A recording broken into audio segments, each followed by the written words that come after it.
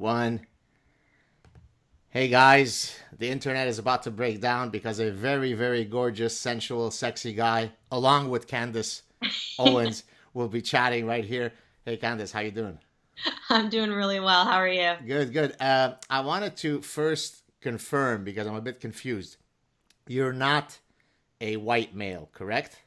I am not a white male. It does get confusing though. Do you want me to explain the inside joke, or do you want to take it away? Well, I think what it comes down to is, and I've learned this, you cannot have a sense of humor on the internet. It does not transfer. So you, whatever you say will be taken at face value. Satire is lost. Humor is lost. Nobody can take a joke on the internet. It's unbelievable because for those of you who don't know what we're talking about, as I was announcing that Candace and I were going to chat on the show, I wrote something to the effect, I'll be chatting with the racist white male Trump supporting Candace Owens. And then I received just a tsunami of hate mail saying, "You're a professor, you're a doctor. What kind of moron must you be to think?" And moron must you be? Right. Now think of it. Let's look at it from their perspective, right? Obviously, if you and I are chatting, I must know something about you to have decided, hey, I'd like to invite this person to chat with me. So in which world would I not be able to know that you're actually not a white male? Well, I think that's also partly due to the real hyperbole that we see on the left, where people do call people like me white supremacists and Nazis. So it's actually par for the course if you were a leftist. So when they see these tweets and they don't know anything about you, they assume that you're some crazy journalist. I've been called a Nazi defender. I've been called a white supremacist. So in their defense, it's totally plausible that you would actually call me a white male racist. Well, just to add to the lunacy, there was a event that I was supposed to speak at last year with Jordan Peterson and a few other folks. The title of the event was "The Stifling of Free Speech on University Campuses," and it was at a university campus, and it was shut down. So the irony was lost on them. And the people who shut it down referred to me. In case you don't know, I'm a Lebanese Jew. They accused me of being a white supremacist, anti-Semitic Jew hater. Yeah, anything goes. So you can see why people naturally thought that you were Yeah. actually being honest, because we've actually reached a point in society where there's that much lunacy that you can call anybody, despite what they are, what their background is, what they look like. You can call them anything. It's a free for all. Does it frustrate you at all, or do you sort of smile, shake it off your shoulder, and move on, or do you ever get irritated by the stupidity that you see? So I laugh at the tweets that come by. I don't really matter. It doesn't matter to me. I think I'm laughing most of the time. But in terms of the in-print stuff, the stuff that sticks, I'm starting to realize that we have to start defending ourselves. I think it's really important that we don't allow these groups like Southern Poverty Law Center to just say what they want. It's not all right. And I think for too long we've been saying, oh, we'll just let it go. Conservatives will just let this go. And I'm now in a different position where we're planning on punching back a lot of these publications. So you must have seen the recent announcement that came out with where Majid Nawaz won a settlement. Did you follow that? Very excited about that. Yeah, Yeah. our buddy Dave Rubin tweeted about it, and I saw it. And I think that's great. I've been saying I'm going to punch back, and I've gotten some conservatives. Oh, it's wrong. It's free speech. It's not free speech. When you're libeling and smearing people, that's where free speech ends. And calling me a Nazi defender, saying that I shot into fame because I defend Nazis. It's inaccurate. It's wrong, and it's meant to do harm to my name. So I plan on defending that, and despite what anybody thinks. I hear you. Maybe you could tell us. I mean, I know that you've discussed sort of your detailed trajectory on other shows, so maybe we don't need to repeat it here. But I think what I'd like for you to weigh in on is something that I often try to compel my viewers to do, which is getting engaged. I always explain to them that, look, different people have different skill sets, different platforms. Some are, well-known professors, others are diplomats, and others are just people who start with a YouTube channel out of nowhere without a prior name, and then they turn into Candace Owens with 5 times more followers than yours truly. So maybe you could just kind of, because I think hearing that part of your story just might motivate people that, hey, they do have a voice. They could get engaged. Right. And I don't think there's a better time to insert your voice than now. I think there are so many people that are looking for just realism, something that feels more authentic. Everything that is on TV feels inauthentic. It feels hyperbolic. It feels dishonest. And people are starting to turn to different ideas. It's the reason why you and Dr. Jordan Peterson are able to grow such a big platform, because you're adding a level of sanity and realism. And that is the same for me. I just felt really passionate about the political climate. I felt that the Democrats had gotten extremely dishonest and aggressive with the fear politicking. And I decided, look, I know how this game works. I understand how they were able to brainwash Black people into believing that everybody was a racist. I'll beat them at their own game. I can be funny. I can, YouTube allows anybody initially, before you get too big, YouTube will allow anybody to make a video and get out there. And I just took a chance. And that's the number one message that I have to students when they ask me, oh, what should I do? I'm like, what are you good at? Are you a writer? Are you a singer? Or do you do plays? Go do that. If I happen to think I'm hilarious, so I did videos. I think me and my family, we're constantly making fun of each other, and we're always doing voices and calling each other names. And that to me is really how the Black community communicates, through humor and laughter and love. And you could say that that's true about any blue collar community. That's sort of how you get through struggle. And I just said, conservatives are taken so seriously. Like, we don't have a sense of humor. We don't know how to be funny. What if I make these little 5-minute videos and make fun of the left? And it worked. And I've been very blessed on this journey. And I hope that anybody watching this knows that I'm not some special person. I'm just a person that had an idea and decided to give it a shot. And it also helps when someone with 28 million followers says, I like the way you think. That didn't hurt. That certainly didn't hurt. But I had a lot of followers before them, but I was not culturally relevant. Right.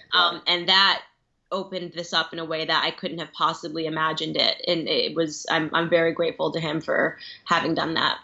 The idea of using all of these tools that are available to us to spread messages, to me, it seems like such a no-brainer to get engaged. And I speak about this now as an academic, right? So many of my academic colleagues sort of live in this ivory tower where, you don't go down to speak to the peasants, right?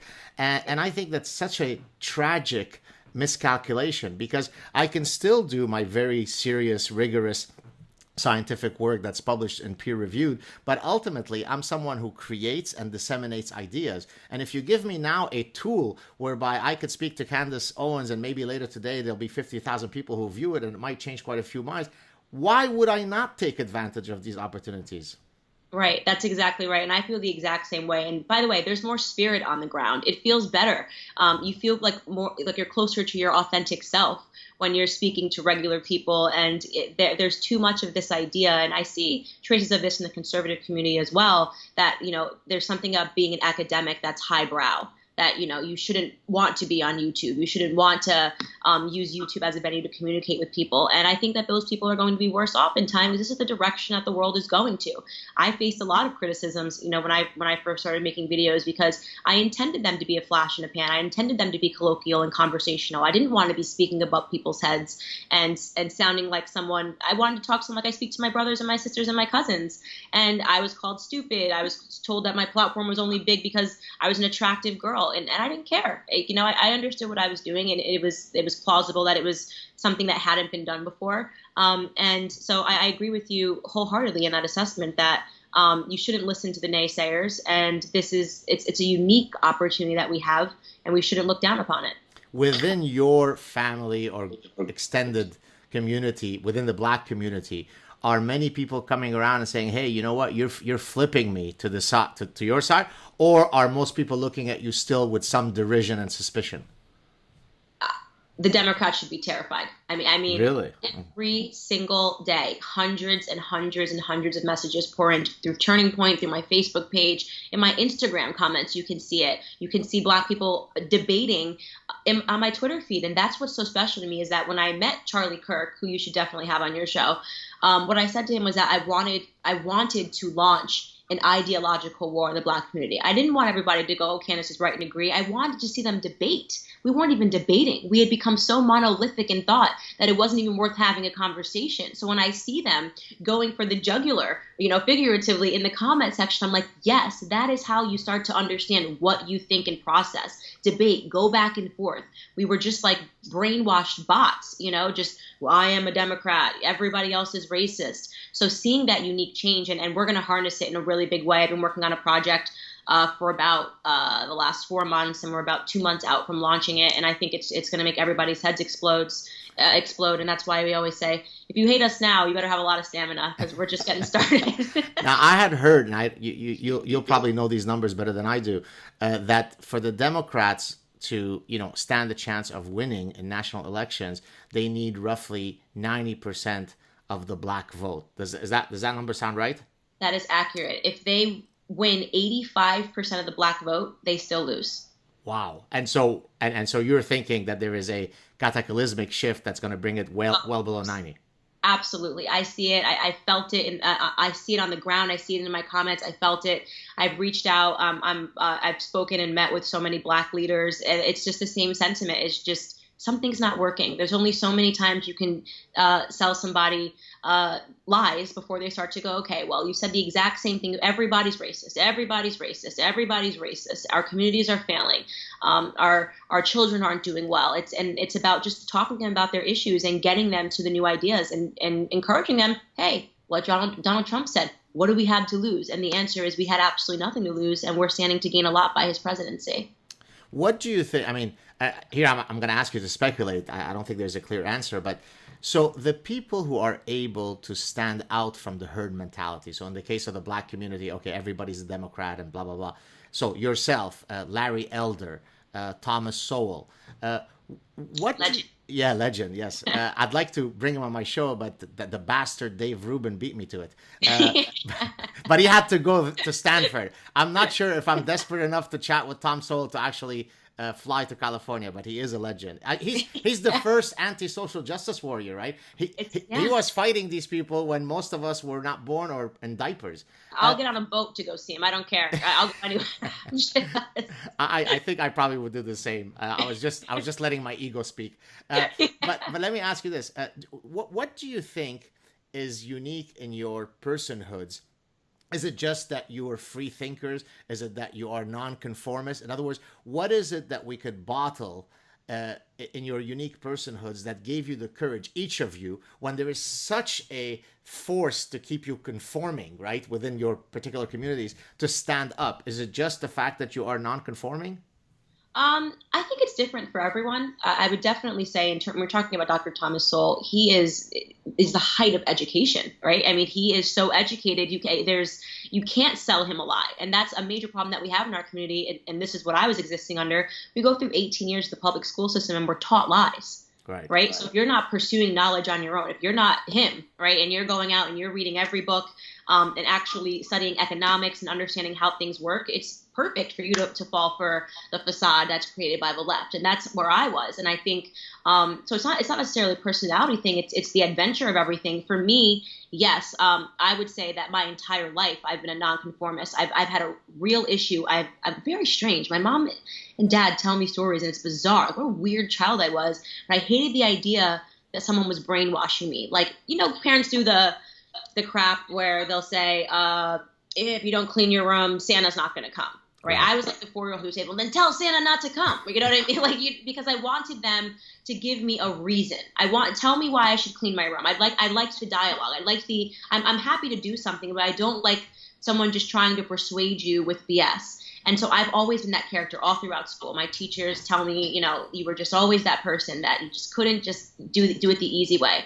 So I think that is a personality trait that I have, is that I like to get down to what my ideas are, absent what somebody else thinks my ideas should be, which made me ripe for this sort of a transition. And then once I then was aided with the books and I started reading up on everything, I was like, it's spelled out. This is just the way I think, and it's correct. But like Condoleezza Rice, extremely educated. She's one of the smartest people ever, the first black woman to get into Augusta. And these people are treated like they're traitors to our community. Incredible. Well, here are a few educated black people who apparently have not benefited from their vast educations. Let me write them down. I despise all three of them for different reasons. Cornell West, Oh, Michael Eric Dyson, my man, and Mark Lamont Hill. Would you like to comment about any of these three clowns? Yeah, so these are the real traitors to the Black community because they are educated, they know how it works, but their pockets are being lined to keep the rest of the Black community down. They are the ultimate betrayers to our community. And I like to believe that there is a special place in hell for those sorts of individuals who understand what they're doing and do it despite, because it lines their pockets. These are the Maxine Waters, right? I mean, she might just be a low IQ individual, but she also lives in a $6 million home. Right. And she knows her job is to get up there and to keep screaming racism, racism, racism, and impeach him. These are puppets. They are exactly what Black people shouldn't be. And they will, if I have anything to do with it, they will be remembered as that while they're still living. They won't be able to die and then go, oh, it was okay. Everyone thought I was a hero. I hope that these Al Sharptons and the Jesse Jacksons and the Cornel Wests, that they are alive to see this amazing transition happen in the Black community, and that people like me, that they are alive to see what the Black community views them as, which is what they should view them as traitors. Have any of these types of folks, the ones that we've mentioned or others of a similar ilk, reached out to you for a conversation? I'm like their worst enemy. Absolutely not. They've not reached out to me for a conversation, and they wouldn't want to. I would put them in their place swiftly. And I think that is one thing that separates me from, I guess you could say, more traditional Black conservatives. I punch back. I'm much more like go for the jugular. I wish I had the tact and the sophistication of Condoleezza and Dr. Thomas Sowell, but I do think that it's time for an earthquake. It's time to stop doing it with the gloves on. It's time to take the gloves off and say to the Black community, you need to wake up. I don't care if this hurts your feelings, and people always say I'm like waking someone's deep asleep and I'm like shaking them up and you should be calmer. People like to wake up more peacefully. It's like, no, it's time to wake up. It's time to go to school. Here's where we're at. It's time to make a difference. The Candace alarm clock is ringing loudly. Yeah, it is. It is. Now, I think in one of your, I guess, viral moments, you sort of had this little clip where you're talking with some derision about the victim mentality, and it's something that I've weighed in on, and I actually use it. I call it victimology poker, and I usually use my own victimology score, which usually outranks any Black person's by a mile, because they usually have to go back to 300 years ago when their great ancestors were being abused and enslaved. I just have to talk about within my own lifetime when my family escaped execution in Lebanon. And so that usually is a game that they can't win, and I use it to my advantage using their own calculus. But tell us a bit about your disdain for this victimhood mentality.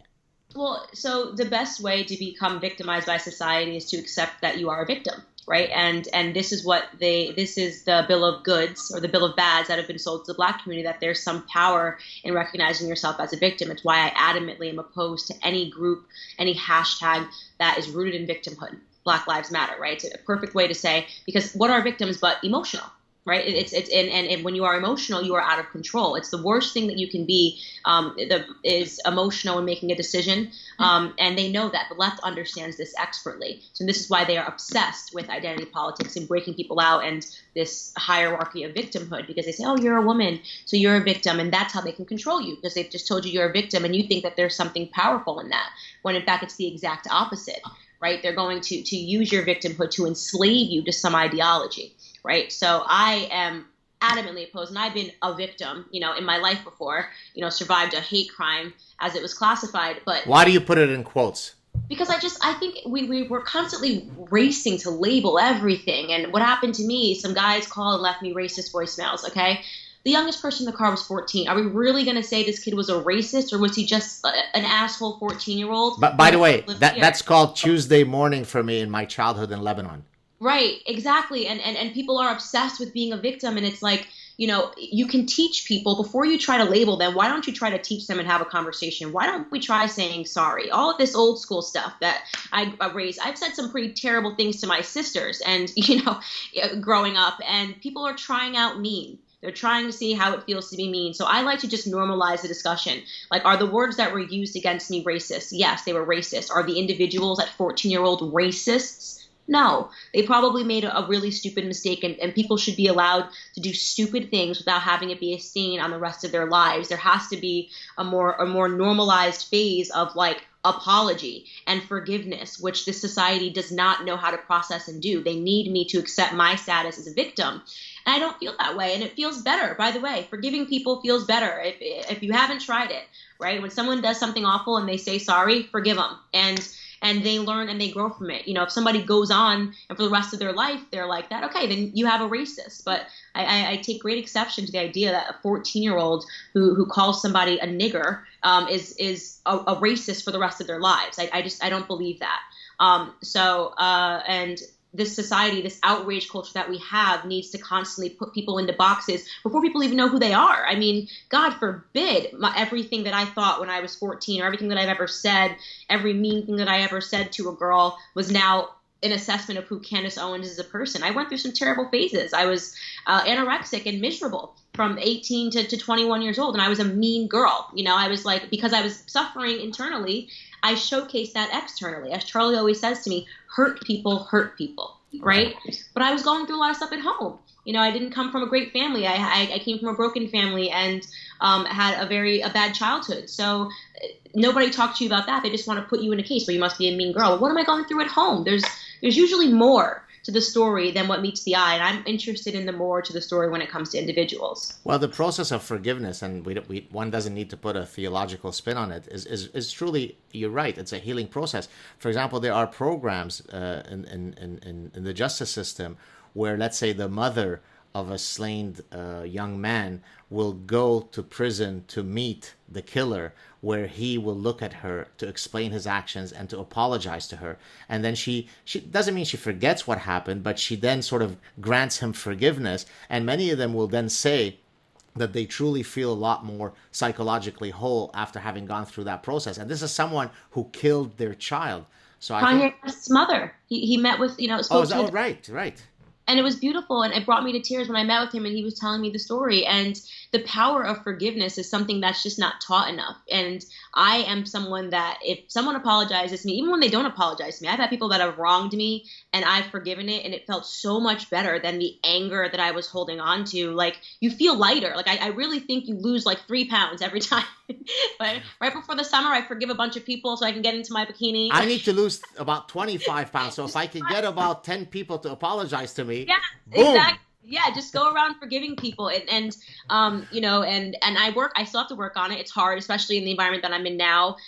Charlie Kirk is amazing at this, and it's because he's an evangelical Christian, so he has this amazing way when people do awful things to us, like the YAF memo that came out this week. I'm like ready to go for the jugular, and Charlie's just like, I'm gonna pray for them, and I'm like, that's beautiful, and I feel better because he said that, and we're over it. And I'm like, that is the energy that needs to go into the world. That is the example that I practice every day, that I want girls to look up to me and say, hey, before you call this person a name, why don't you try to understand them, why they would do something awful, what they might be going through. And if you can get to a place of conversation and forgiveness, then everybody wins. Let me ask you this. I hope you don't forgive me if this puts you in a delicate position, but is there anything that you've said, I'm thinking of one particular interaction that I've seen with you, where you might regret having been unduly mean to someone else? And tell me if you think who I might be speaking about.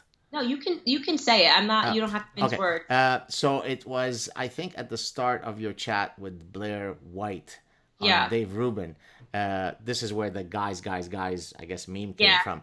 When you kind of came after that individual. Do you regret that, or do you stand by it? Let's get this right. I did not come after this individual. This individual came after me and was making videos about me, and a group chat of like 10 people calling me a fraud, calling me a bitch, calling me all of these names. And before we were supposed to go on and have this civil discussion, was doing a live Twitter thing calling me more names. And it's just like, all right, well. Oh, I see. This didn't start because I attacked this person. This person and a group of 10 YouTubers, once I got to 100,000 followers, decided to create this whole theory that I was coming out with a project that was going to, expose conservatives. And it was nastiness. The stuff that they said about me in that group chat was nastiness. Now, do I regret the way that I handled myself that day? 100%. I mean, the second it was over, as it was happening, I regretted it, because it's a person that I've needed to move away from, like that person that always feels like they have to attack and be on the defense, and it doesn't come across sophisticated. It's not smart. It's not how you how I want to ever represent myself, in the real world. But I take great exception to people pretending like, this person got picked on by me and I did nothing to this individual whatsoever. And YouTubers just decided like on a week that, we're all going to attack her because we don't like how big her platform has gotten. And I always say I felt like I was living through, YouTube high. That said, I have no ill will towards Blair whatsoever. I hope Blair's journey I haven't, even heard anything about Blair whatsoever. And I hope that Blair's journey is good and positive, and successful. And that, look, Blair's in a unique position to open up a conversation. And it shouldn't be catty. You're in a unique position as a trans individual to talk about politics in a sophisticated way. Don't go after other YouTubers. Talk about, make a positive impact, not a negative one. I hear you. Going back quickly to the victimology stuff, I recently did a SAAD TRUTH clip recounting a case. Oh, thank you. I appreciate it. Great branding. There was a case in Portland, Oregon, where a gentleman decided that one of the ways by which all whites collectively, independently of who they are and what their personal histories are, should be collectively repaying blacks through reparations. And the bright way that he came up with is that there would be a happy hour where only black or people of color would show up, and then the whites would pick up the tab. Have you heard of this such story? Sounds lovely. Where do I meet you guys? And so I said, actually, I don't know if you saw the tweet. I said, if I go to have drinks with slave owners Jordan Peterson, Sam Harris, and Dave Rubin, then they have to pay me because, I'm a person of color from the Middle East. On the other hand, if I go out with Candace Owens or Kanye West, then we'll go Dutch. Right? Yes. Listen, this is crazy, and we love this. The idea of reparations, the slope is so slippery that I want it to happen. I just can't wait till people are just like, Alexander the Great, what he did to my, do people understand that every single person in the history of the world has at some time has been oppressed? I don't think people understand that. Have you learned about a history, American history, European history, Anglo-Saxon history? We've all been enslaved. We've all lived through terrible things. The only way to repair the past is to focus on the future. Well, I live in the epicenter of lunacy. It's called the university, right? That's where all the bullshit ideas originate from, right? And so, for example, there is a movement. I think the term, I first heard of it in Steven Pinker's book, The Blank Slate 2002 book, fantastic book, by the way, for anybody who's watching, Anthropologists of Peace. So these are anthropologists. These are real academics who argue, who promulgate the idea that that violence, right, warfare, is really a white construct, right? Prior to whites, creating this war thing, everybody walked around, with fig leaves on their genitals, singing, Imagine by John Lennon. And it is so astonishingly false that, you would think that the average 3-year-old would know that this is insane. And yet this is what we promulgate in our universities. Well, because I'm extremely passionate about what's happening at universities. Obviously, I work for Turning Point USA, so you can only imagine what we see. And we cannot stress to people enough what's happening on universities. It's terrifying. They're teaching anti-Americanism. They're teaching there's an actual hate for white people. It is insane to me because I grew up in a household learning about a time in society when there was actual hate for black people. But if I understood the lessons that my grandfather gave me, then I would never want to see that replicated in any other community. And yet it is actively pursued, and there is permission for it towards the white community. We've been on college campuses, and somebody has said USA. I'm wearing a shirt now that says USA, and that was called a racist white chant. Right. USA. And I said, well, what are we going to start saying at the Olympics? Right. You can't, any sense of pride in being an American is if they make it seem like this is white supremacy. That in loving your country, understanding that living in America is a blessing. Living in an environment where there is free markets and capitalism is a blessing.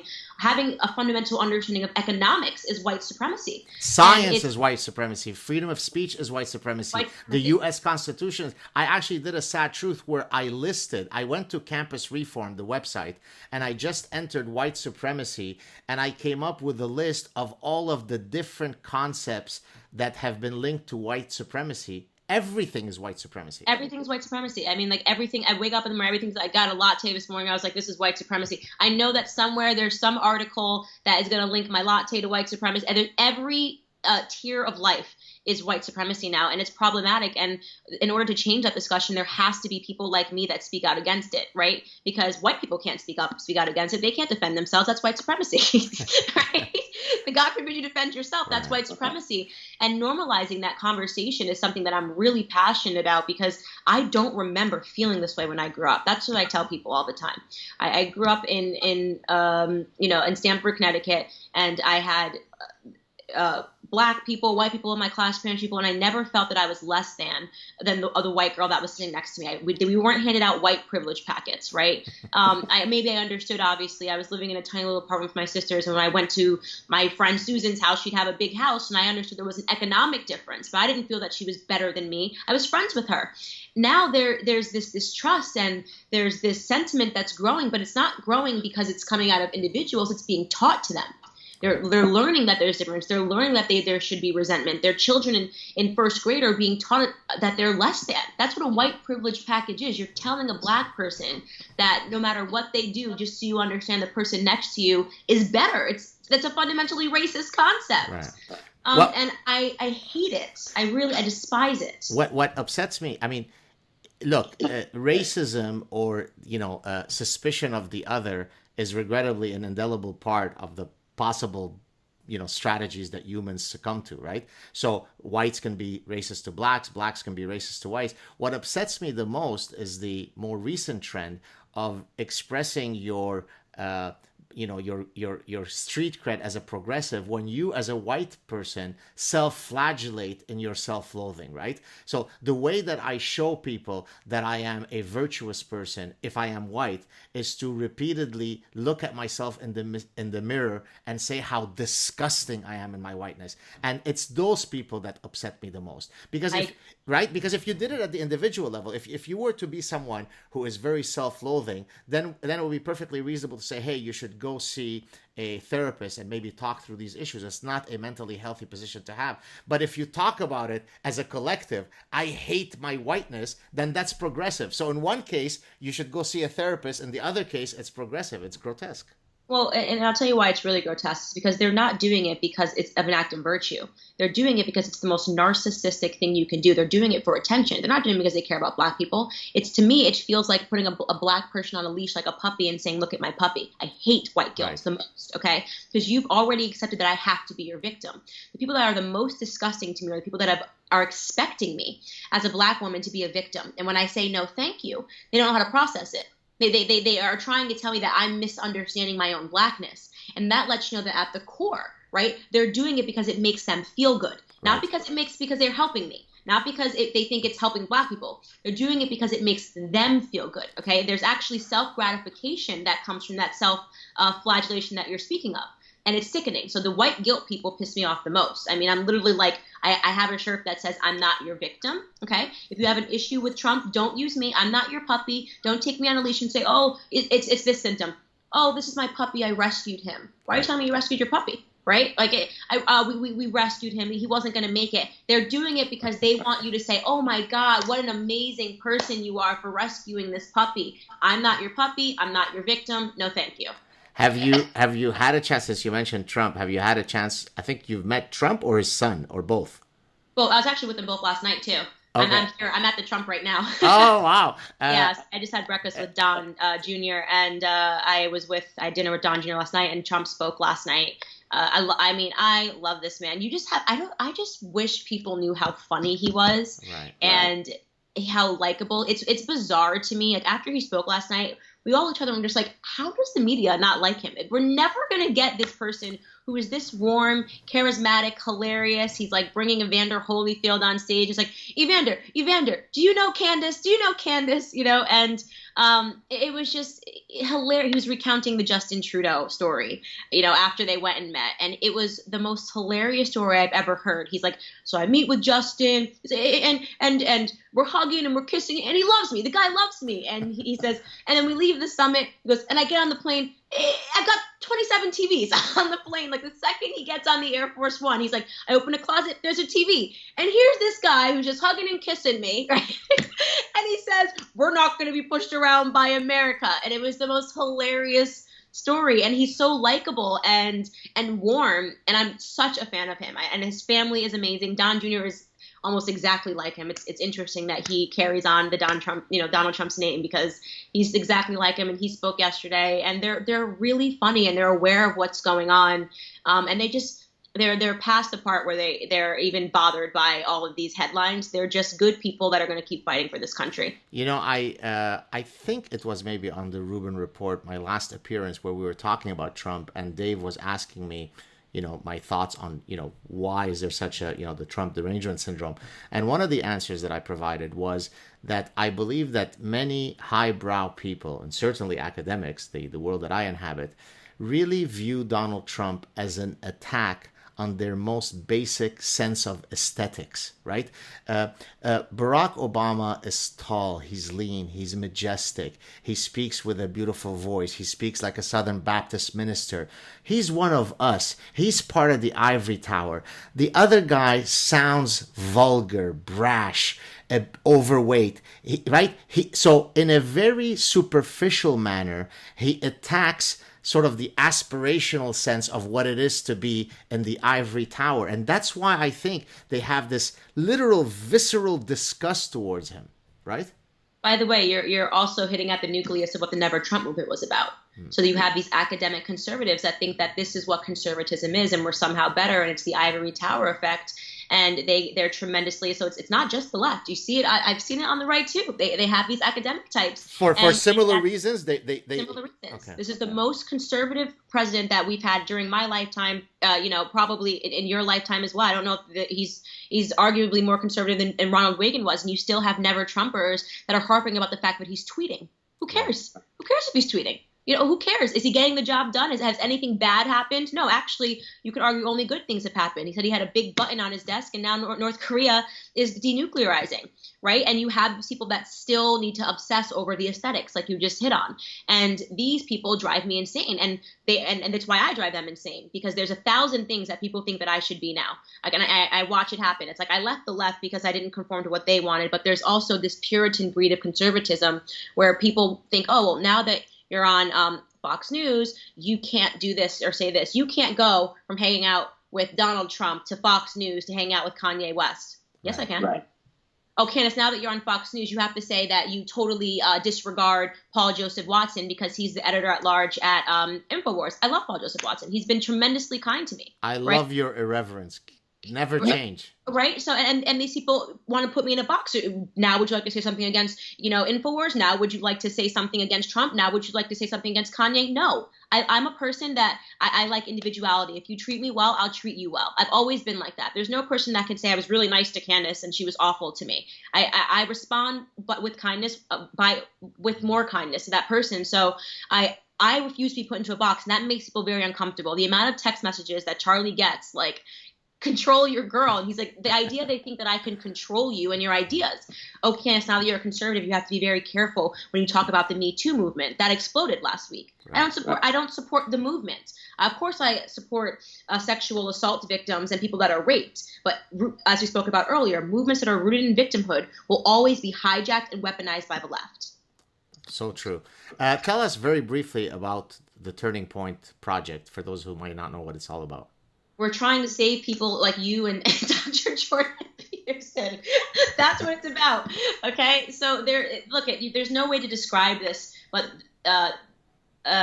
college campuses have become islands of totalitarianism. That's just what it is. You cannot walk around with a MAGA hat. You cannot walk around with the USA shirt. You cannot walk around with a capitalism shirt. Forget anything that's even considered inflammatory. You can't walk around and say, I love free markets without being attacked with vitriol, with hate, with being called a white supremacist. Our students are shouted down and by people that are pro-communism, socialists, and they, they'll say socialism is amazing. We say socialism sucks. So all we're doing, it's very simple. We go on college campuses and we talk about free markets, why we love America. That's it. And you would think that we were doing something that was like, we're having these meetings. No, Charlie and I sit on stage and we talk about why we believe Free markets is the solution to poverty.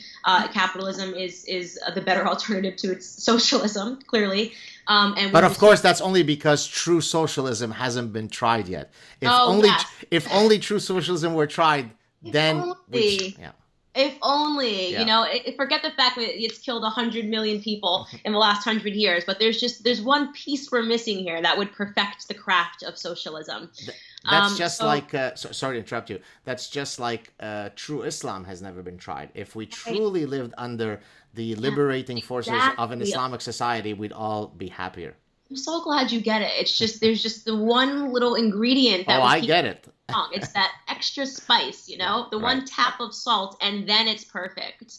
But we're teaching this because it's not spoken about on campuses, and it's a scary thing to think that you're sending your kid to school, you're paying hundreds of thousands of dollars, and they're coming out and with destructive values, and these values, make no question, are destructive.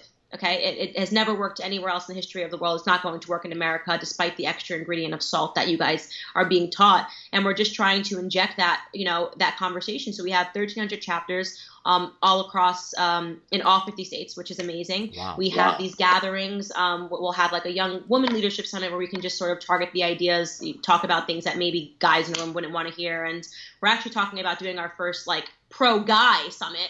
God forbid. Can't wait for the press on that one.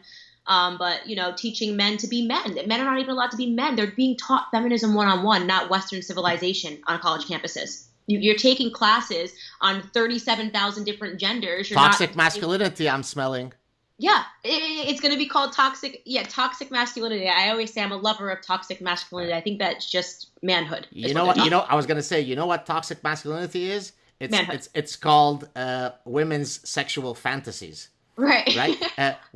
Women, and there are actual, there are many studies that speak to this. If you ask them sort of what is their male archetype, their ideal male archetype, romance novels, right? If you do a content analysis of the male archetype in romance novels, guess what? It's called toxic masculinity.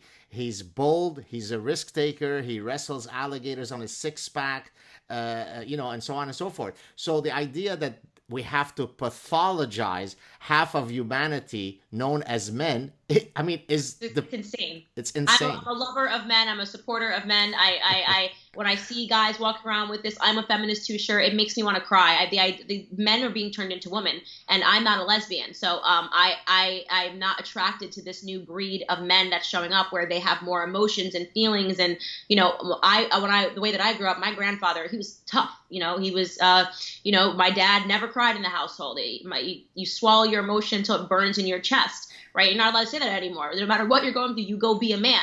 I like that, and that's what the generation before us, you had 18-year-olds that stormed the beaches of Normandy. These people, and now you have kids that need a safe space. Well, I just went after a guy. Sorry to interrupt you. I went after a guy. I can't remember his name. He's a guy, I think, who was involved in some high school shooting. Like, he was a victim. David Hogg. Yeah. Anyways, I just saw he came on my Twitter feed. I mean, I don't follow him. He doesn't follow me. But he wrote something like, no humans are illegal. No humans are illegal. So I started satirizing that nonsense. And then someone wrote to me and said, hey, come on, you're this big shot professor. Why are you going after this 18-year-old kid? And then I wrote exactly what you said. 18-year-old kids used to defend us and our freedoms. Now I can't go after some schmuck who has 800,000 plus followers, and I can't criticize his ideas. No, because they're too sensitive, and I'm really not for that society, and that makes people very uncomfortable. The idea that I'll say that we're turning men into women, and we need to stop doing that. It's harmful. It's and by the way, it's not what women want. Okay, and that's what the biggest issue is. Nobody's talking about it. I offend so many people for saying what's on somebody else's mind, right?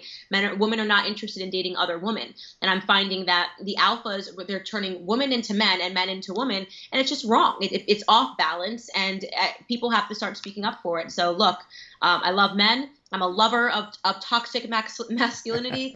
I love women that are strong and women that do not fall victim to victimhood, and women that can go through experiences. And by the way, the underlying thing that I tell people when I speak, life is tough. Get a helmet. Okay? You want to be a victim, you're going to find a million ways to be a victim. But I was victimized more times, I lived through more before I turned 8 years old than most people will probably live in a lifetime because I came from a very dysfunctional family, right? Oh well, life's tough. Somebody else is going through more next door, and it's going to get tougher. I've lived through so many things, and I know that worse is yet to come. It's going to be around the corner. I've got friends that are going through, have had terrible experiences in pregnancy, people that have had children that have with special needs. Their life is constantly going to keep throwing things at you. This is sort of the what if happens clause of life. It sucks. It's hard. Okay. If somebody makes you think that you're a special snowflake because you're going through shit, you're going to have an extra hard life, I'm with you. A couple of more points, and then we'll talk about any upcoming projects you have, and then we'll wrap it up and maybe have another one at some point. What do you think of what's your view? I know that you're against the open borders policy, as I am. Enunciate that view for us, and maybe link it to the current, emotional hysteria with Trump is ushering children to gas chambers. Oh my gosh! I actually had a New York Times reporter ask me in the lobby yesterday, like, how do you not see the comparisons between Trump and Hitler? And I think I scared her. I was so angry. Yeah, I was just like, do you understand how sick and twisted? And I was like, do you actually understand? And she was like, no. And I was like, no, I actually want you to look me in the eye and tell me, do you actually understand what Hitler did? Do you understand that he exterminated 6 million Jews? That the furnaces, when they couldn't hold enough people, he would line up around a pit and shoot them in the back of the head, and they would just push the bodies into a pit. I go, now look me in the face and tell me if that's what Trump is doing by telling people that they can't run into our country. It's unbelievable. By sending them back home. And she was speechless, and I think she sensed my anger, and I got through to her in a moment, and I was like, it's hysteria what you are doing. And what's the worst part of all is you're cheapening evil. You're making Hitler palatable. Okay? That's the worst part of all. I grew up in a very Jewish community, and my friends who were Jewish had on the coffee table, they had historical Holocaust, and I just remember like the images are seared into my brain from a child of all of those skeletons, and just seeing the pictures of the bones, and the fact that people are saying, because Trump is saying you can't come to this country illegally, that we're living through that. It pisses me off. It's not even something that I want to talk about. It makes me want to shout and yell, because it lets you know how privileged people are. That we just randomly pluck whatever we want from history and say we're living through it because we haven't lived through anything, okay? This is the most spoiled generation in the history of the world. When you talk about Americans today, and that's why it's the Black Lives Matter, you are so spoiled that you randomly pluck people's histories from our Black history, stuff that our grandparents actually lived through, because it's fun for you. You're sitting here on a UCLA campus saying you're oppressed.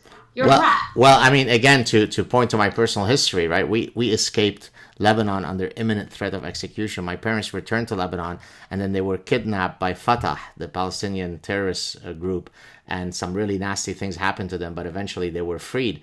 And so I always tell people that the cure to the malady that we see with these privileged idiots is to have them live in true hellholes, like right. The ones that I come from, like the ones that Ayaan Hirsi Ali comes from. This is when you truly appreciate the miracle called the West, the miracle called the United States. Are there wrong things in the United States? Of course. Are there individual racists who might do wrong things? Of course. I mean, could you literally have 350 million people who are all Buddha? No. But as a system, is the United States arguably the society that has freed the most people, that has created the most good ever? Yes. But only someone who didn't go to Wellesley College, who was born in Lebanon like myself, who came here, who experienced the generosity of the West, can appreciate those things, regrettably. I'm down for a swap. If Trump puts up a thing and says we can swap these brats who think America is awful, right, and send them to the country that they think is should be idolized, great, swap. Well, that'll be our new immigration program. I'll be the first person to support it. Okay, you want to take some of these brats who are saying America is awful and they don't understand that we've actually been the most generous country, that we've taken the most immigrants, and things that this country has done, the freedoms that we have and that we're allowed for, and the fact that they come out of our education system, they have no appreciation for this country, makes me sick. And beyond anything imaginable is the idea that they are now correlating that to what the Jewish people lived through during World War II is absolutely sickening, and they should be called out every single time. They're spoiled brats and they know nothing. Amen. Last question, and then I ask you about ongoing projects that you'd like to promote. Not that you need my small platform to promote anything at this point, but what are your views? I don't think you've weighed in too much on the possibility for Islam to coexist in the West. Do you think that's feasible? I'm not talking about individual Muslims who are lovely and peaceful and all of the rest of the preface stuff that we have to say before we talk about this. But what are your views on Islam? How's it going in the UK? Those are my views. Okay, they have different views than us.